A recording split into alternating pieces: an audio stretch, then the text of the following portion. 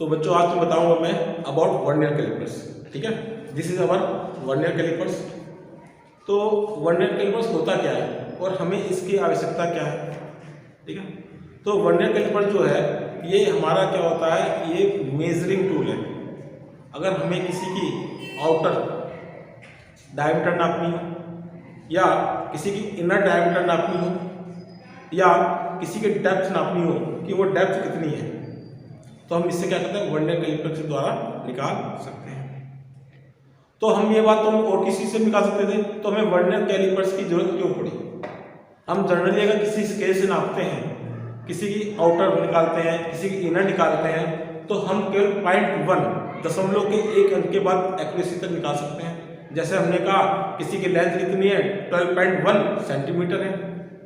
लेकिन अगर हमें एग्जैक्टली निकालनी है कि एग्जैक्टली कितनी है, मान लीजिए हम किसी की लेंथ नाप रहे हैं और हमने देखा कि उसकी लेंथ जो है 12.1 और 12.2 के बीच में है, लेकिन हमें एग्जैक्टली नहीं पता कि उसकी लेंथ कितनी है, तो उसके लिए हम यूज करते हैं वर्नियर कैलिपर्स को। क्योंकि वर्नियर कैलिपर्स जो होता है हमारा दशमलव के 2 अंक तक बिल्कुल एक्यूरेट निकाल सकता है। यानी हम पता कर सकते हैं कि हमारा 12.16 सेंटीमीटर है, 12.15 सेंटीमीटर है या क्या है। क्योंकि अगर वर्नियर कैलिपर्स का हम इस्तेमाल नहीं करते हैं तो केवल हमको जो जानकारी होती है वो इस बात की जानकारी होती है कि 12.1 सेंटीमीटर से ज़्यादा है या 12.2 सेंटीमीटर से कम है, लेकिन एग्जैक्ट डाया हम नहीं निकाल सकते हैं। इसलिए हमें जरूरत पड़ी वर्नियर कैलिपर्स की। This is our vernier callipers. ये हमने फिगर बना रखा है वर्नियर कैलिपर्स का।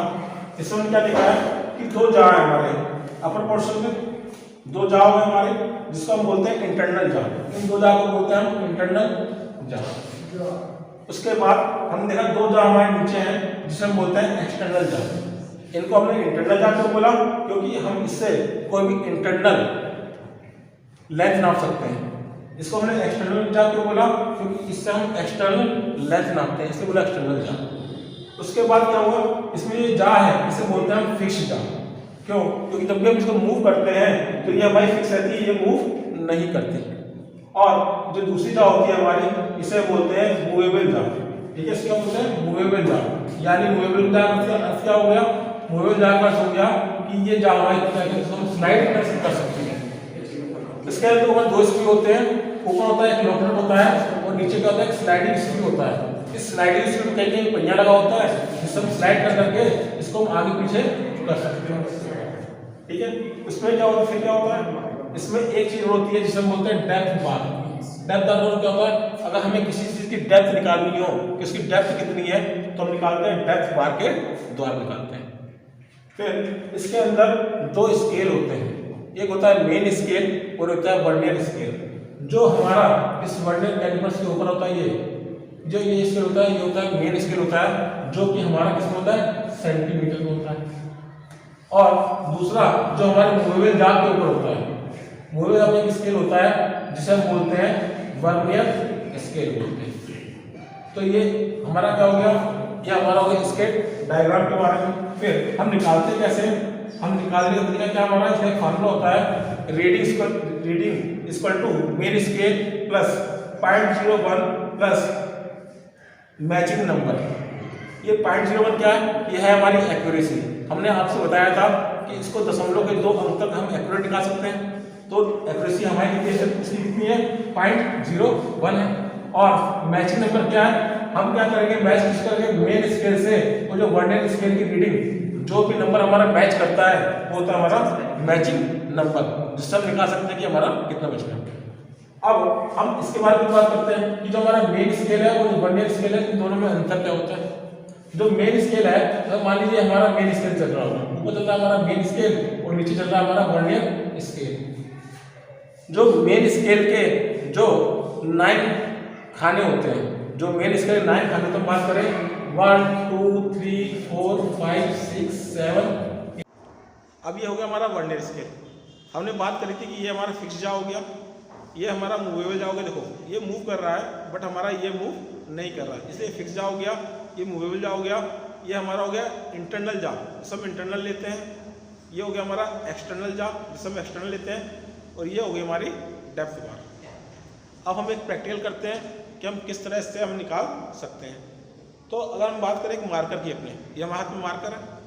अब मार्कर से इसका हम एक प्रैक्टिकल देते हैं कि इसका आउटर डाया कितना है, ठीक है, इसका इंटरनल कितना है, हम इससे देख सकते हैं, और हम डेप्थ भी इसकी निकालेंगे। तो हम पहले स्टार्ट करते हैं इस मार्कर से। हमने क्या किया, मार्कर को क्या किया, इसके अंदर रखा, और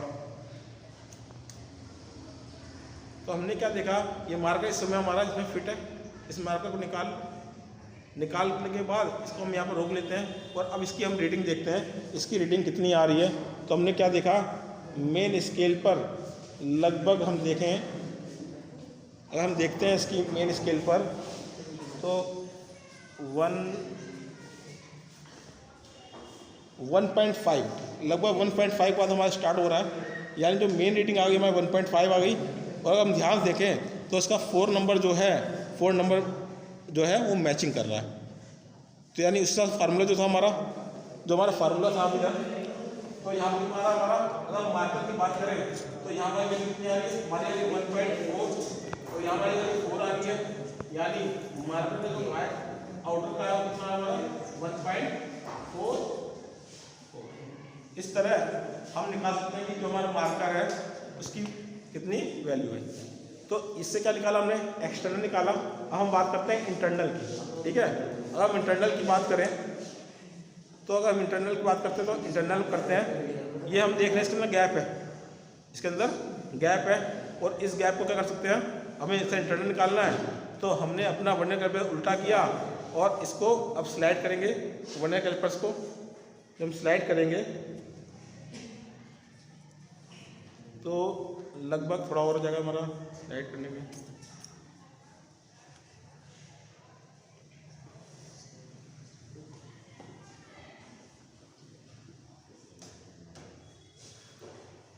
तो लगभग हम स्लाइड किया तो हम देखा इतना है। अब इसकी पोजीशन देख लेंगे। अगर इसकी पोजीशन हम देखते हैं तो हमारा लगभग 1 मिनट